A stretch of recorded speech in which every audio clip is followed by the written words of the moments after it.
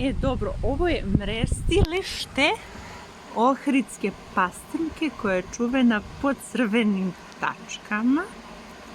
Ja ću to pokušati da snimim, ali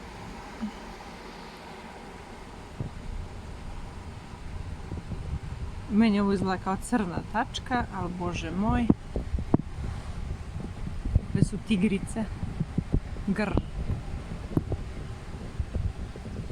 A to se nalazi pored Biljaninih izvora. Mrestilište, ima već prazan bazen. Tamo su Biljanini izvori. Biljana. Dobro večer, Biljana. Lep tempo. Ali ova je nešto drugačija. Ova je možda bolesna, ova ima neke čudne tačke.